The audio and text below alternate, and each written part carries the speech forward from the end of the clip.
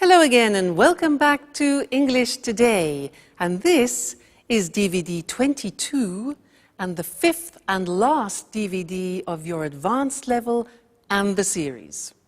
And in this DVD, you will see another 2 episodes of our story, That's Life, followed by some more special TV programs.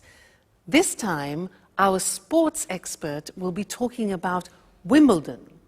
And then our culinary experts will be talking about wine tasting.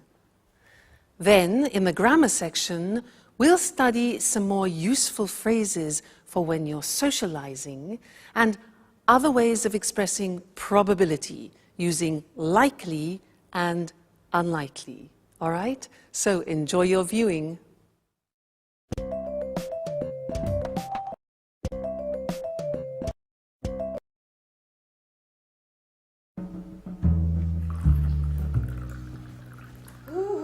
Anne! Hi. I'm so happy you have accepted my invitation. What a strange voice you have. I almost wouldn't have recognized you. It's the thrill. You can't imagine how I've longed for this moment. Oh, really? You don't say. To be truthful, I'm rather emotional myself. Oh, I'm glad you feel that way. Slow down, boy.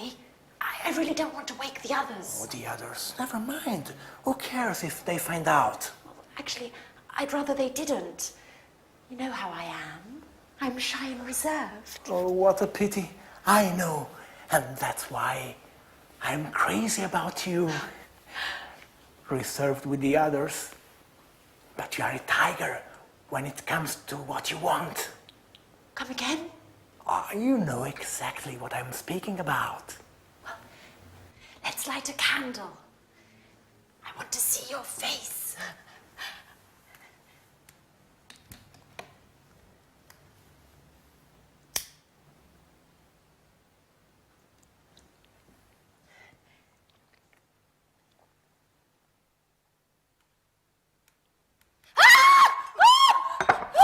Edward, what are you doing here? Anne, it's me. Don't worry. Our date, you don't remember. Oh, you are a little nervous. Come here, baby. Oh, let go of me. Let go, don't you dare touch me. Oh, you should be ashamed of yourself.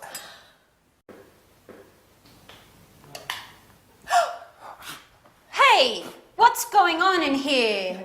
Edward? No. Anne? Oh, now I understand everything.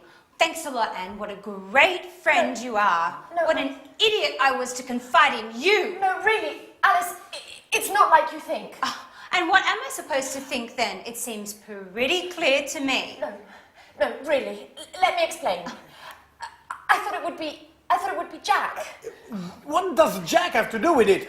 Why did you leave me this note in my napkin the other day? Edward, it was me who wrote you that note. I can't believe you don't get it. But the poetry and the roses, that was you. Sorry about that. I thought... I'm so sorry. What an amateur you are, Edward.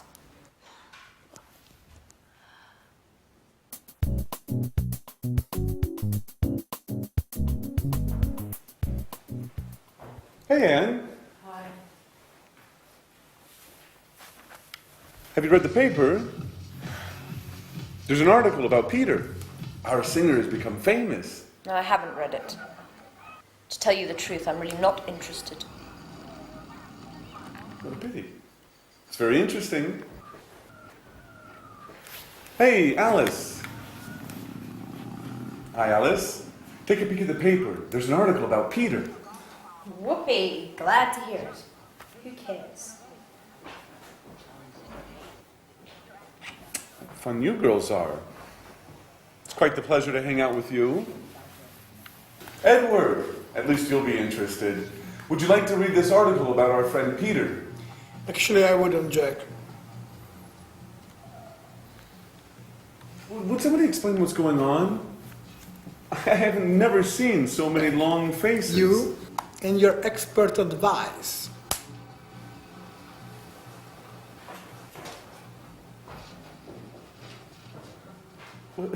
What's eating him? Has he gone star craving mad? No, Jack, I've gone star craving mad. Yet again I played the fool. What an idiot!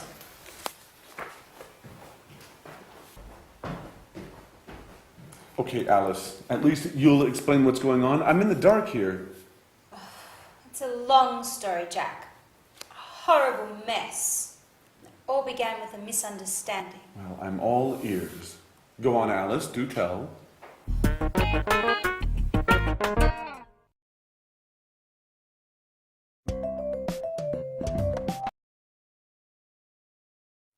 Hello again and welcome back.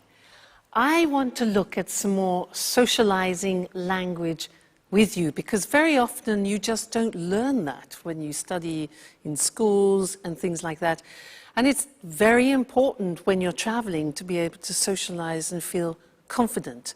What I'm going to do is some of the things are new, some of the things you already know. Now, I'm going to say something to you, and I want you to think about how we use these particular phrases. All right, so let's start. Now, if I say to you, never mind, don't worry, never mind, don't worry, when do we use that? Yeah, it's often in a situation where, for example, you disturb somebody, you say, oh, I'm terribly sorry, because you pour red wine on their trousers or something like that. I'm terribly sorry. The person apologizes and you say, never mind, don't worry. It means for you it's not important. Okay? So, never mind, don't worry.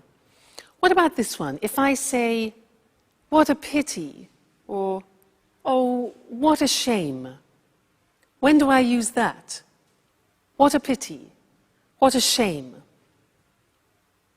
Yeah, it's to express your disappointment when something happens. Oh, you can't come tonight. What a pity. What a shame. All right, so disappointment. Good. Next one. This is difficult. This is new for you. If I say just as well, what does that mean? You don't know, it's difficult. Just as well has no sense individually. I'll give you an example. It's not going to rain tomorrow. Just as well. And in that situation, just as well means I'm happy about that. That's good.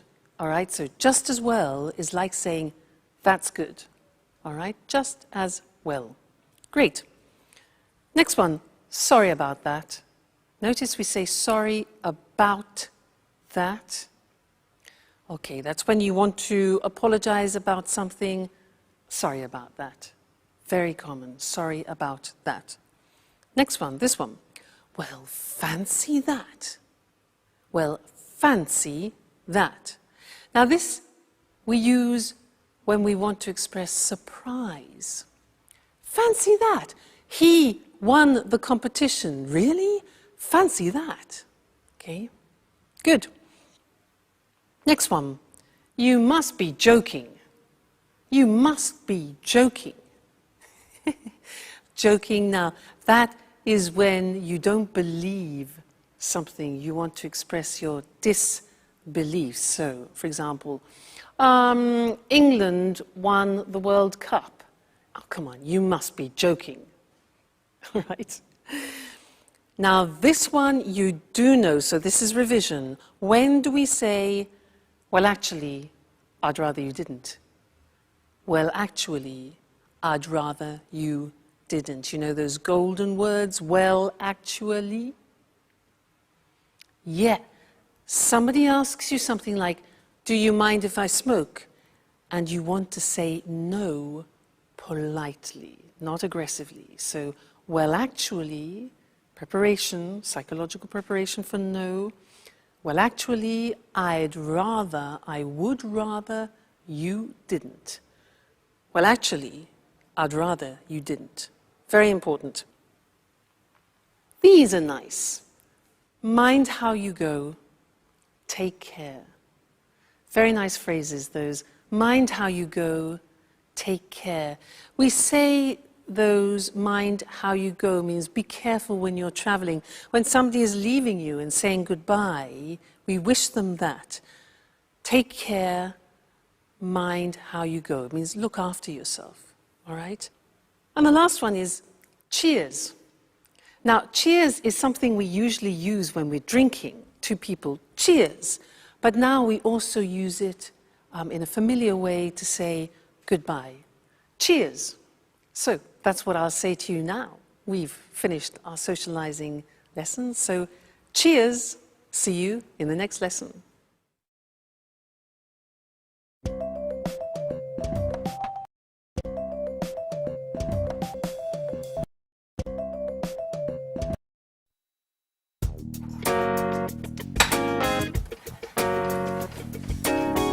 Hi, Anne. Have you got a minute? Hi, Jack. I'd like to have a word. You've probably already heard the sordid story. Yes. Listen, Anne. No, I want you to listen, Jack. You've probably had a good laugh on my behalf. Now, that said, I prefer no further comments on the story. It is not my intention to make fun of you, Anne. Although I must admit that the whole misunderstanding was rather amusing. Great. Now, pretty please, let's not talk about it anymore. Well, I would like to have a word about it. What I'm about to say is sure to surprise you. Nothing's bound to surprise me anymore, Jack. Anyway, listen. Don't worry. You don't have to explain. I know how things are. I know that you like me, but just as a friend. A friend that, Listen, well, Anne. maybe if we'd met at some other time, Anne, excuse me. things would have gone differently. And then, well, perhaps, blah, blah, blah, blah, blah, blah, blah. Anne, can I speak for 1 minute, please? Yes. Certainly, Jack. Thank you. Go right ahead. Now, you know how I suffered about Sharon. And well, after her, I didn't think I'd ever feel anything about another woman. But then you came back from your holiday and I started to feel better. I didn't think about Sharon so much. What are you getting at, Jack? And it was because of you that I managed to forget about Sharon. That's what friends are for, n'est-ce pas?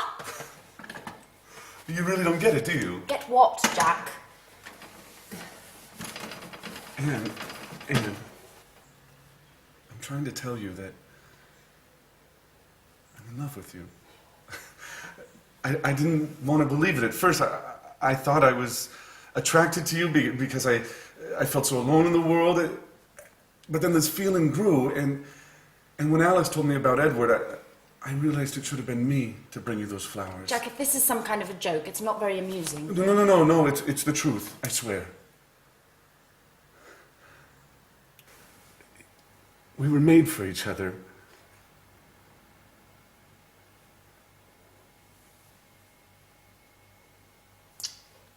I should have realized it sooner. I'm sorry. Well, Jack!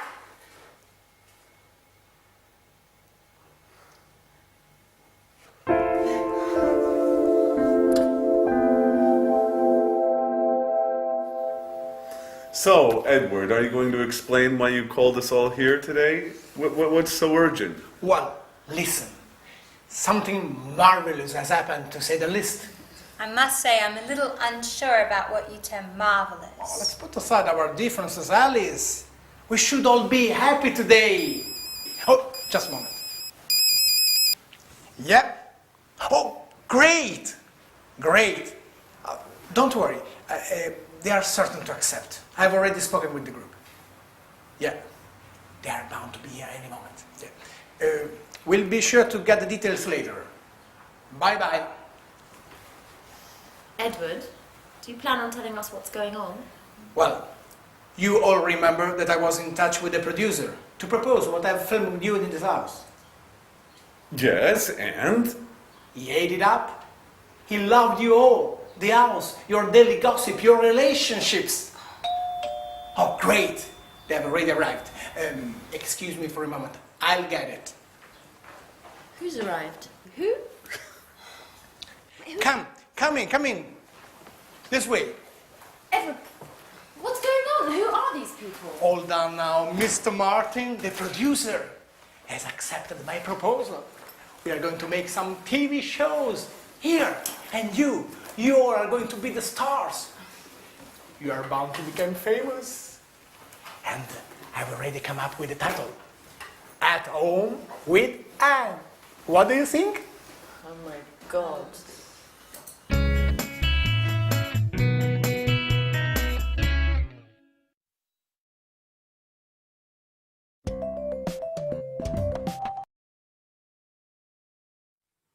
Hello again, and here we are at the last lesson.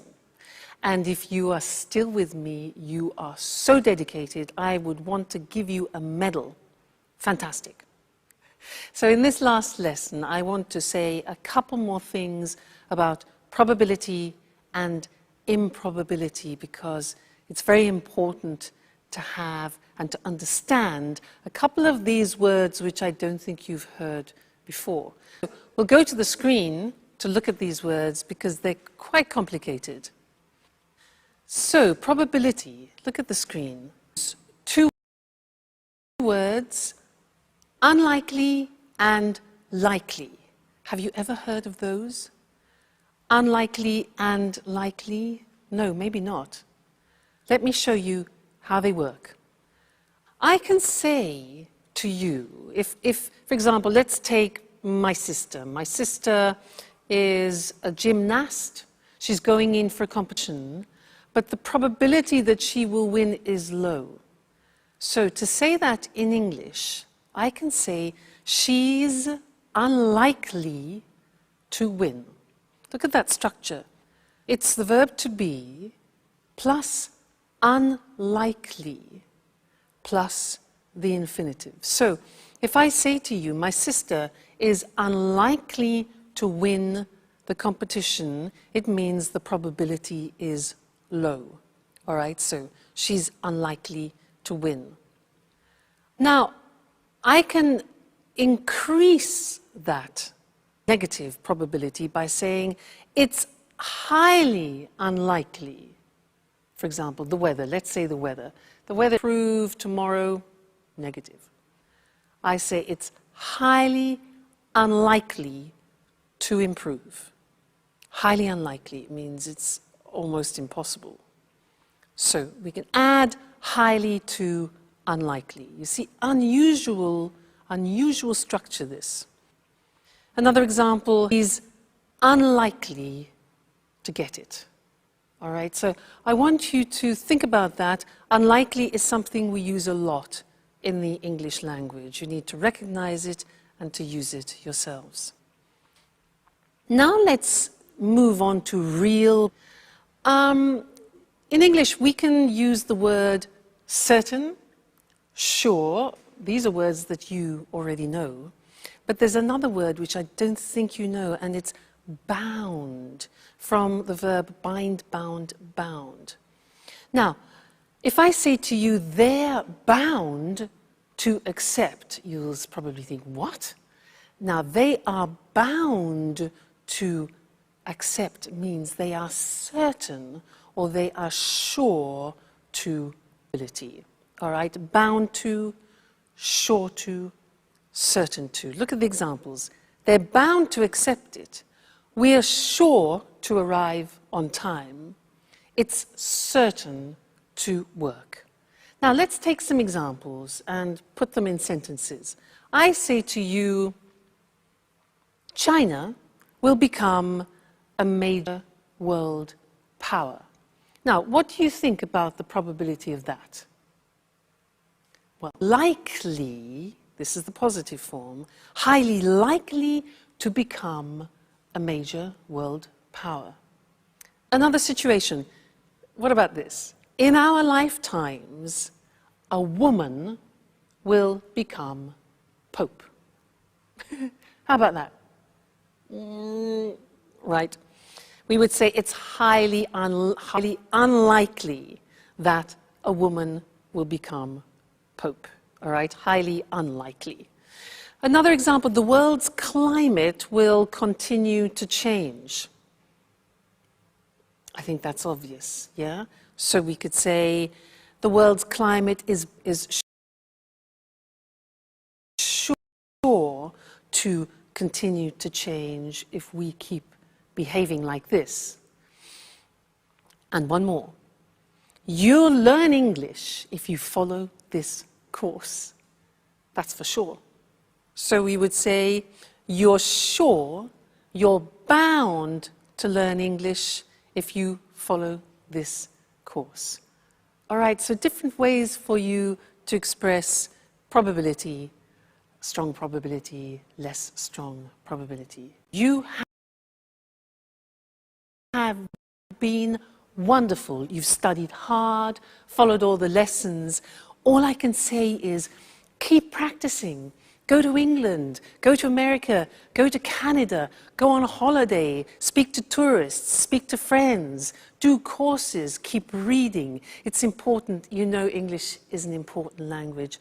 It's not possible to work or live without it. So thank you for being such great students. Each other in a street in London. Well, I hope so. So take care. Look after yourselves, and good luck with your English, okay? Bye, and thanks again.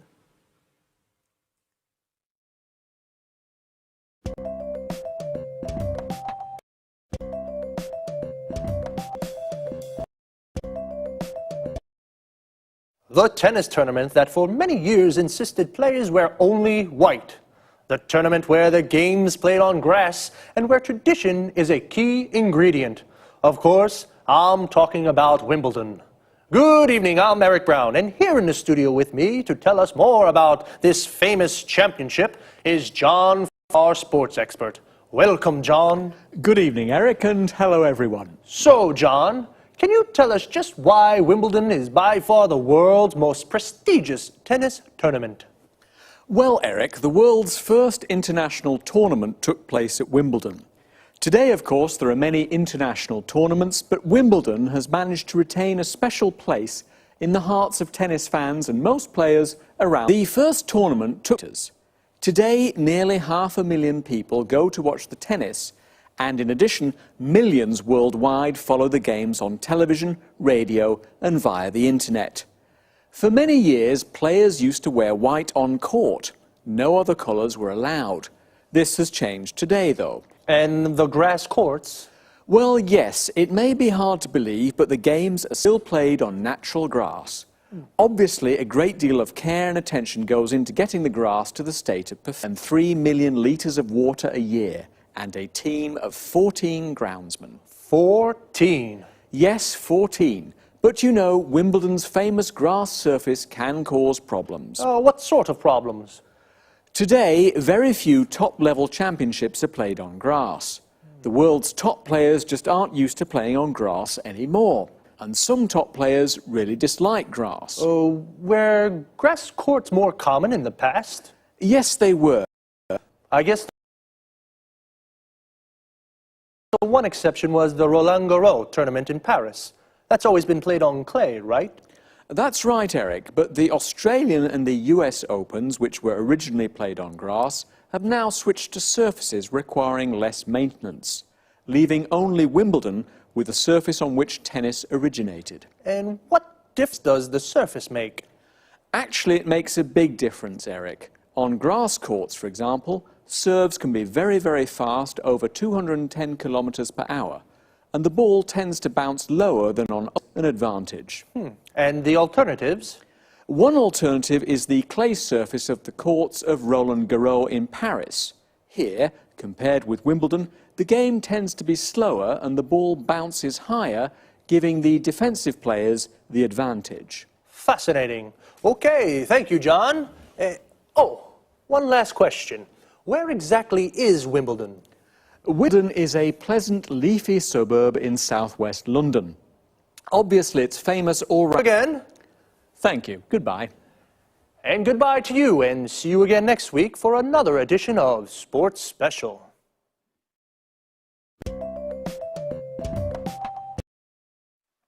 Today's topic was one of the most important tennis tournaments in the world.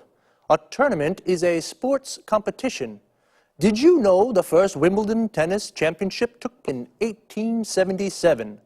To take place means to happen in a certain location. A championship is like a tournament. There are a series of games and there is a winner, a champion. Today, Wimbledon has nearly 500,000 spectators. Spectators are people who watch something from a short distance. And millions of viewers follow the championship on TV. Viewers are people who watch something on TV. We can also say to follow something on TV. A person who plays tennis is called a tennis player. Tennis is played on a tennis court, surface. They require a lot of maintenance. Maintenance means care and looking after. The other three famous Grand Slam tournaments are all played on clay courts. A clay court has a fine red earth surface. The first shot in tennis is called a serve. A series of shots between players is called a rally. When the ball hits the ground, we say it bounces. The ball tends to bounce on courts. To tend to do something, this means it has a habit of doing something. On grass courts, the game tends to be faster. Wimbledon is a leafy suburb in South London. A suburb is an area of houses away from the city centre. And leafy means there are a lot of trees. That's a...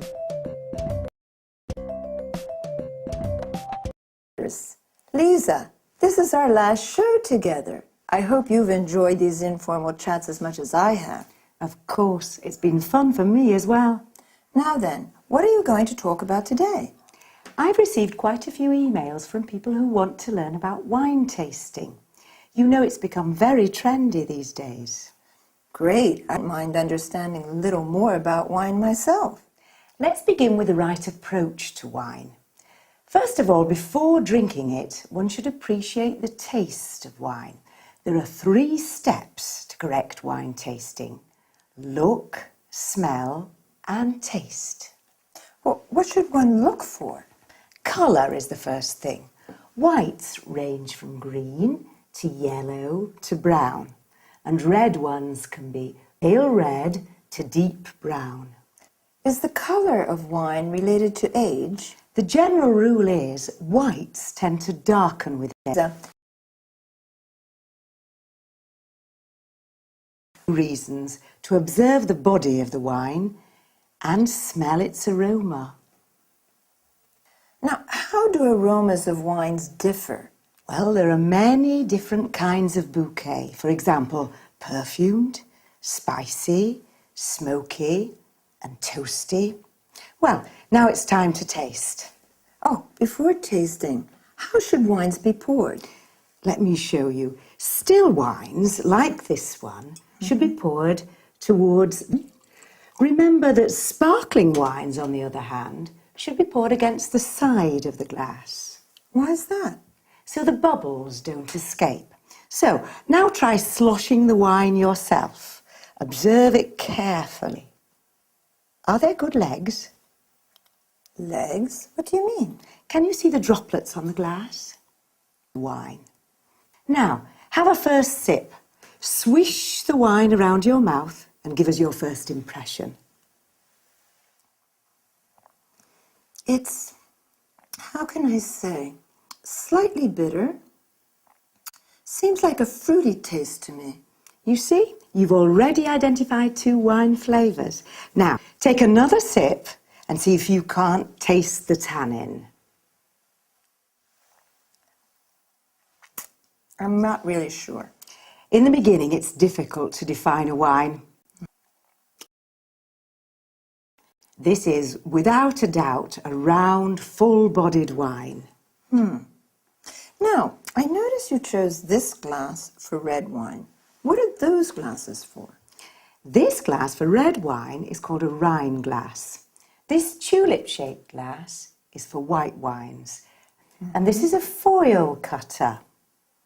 Other useful objects are a drip catcher and a decanter. Well, I'm sure there's a myriad of things that we could say about wine, but unfortunately our time is up. Lisa, thank you for being such a great hostess. My pleasure.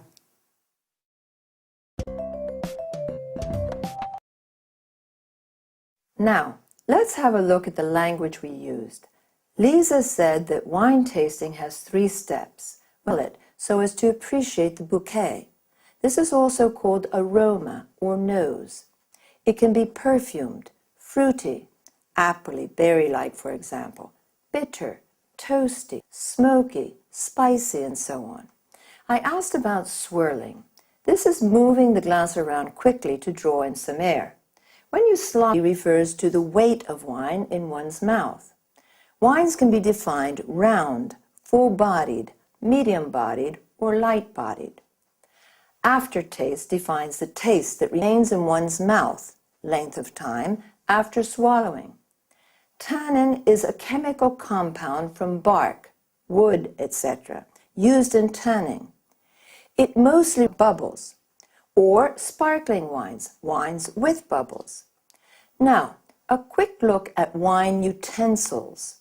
A corkscrew is what we use for pulling corks out of bottles. A drip catcher will avoid drops falling on the tablecloth. To let wines breathe, we use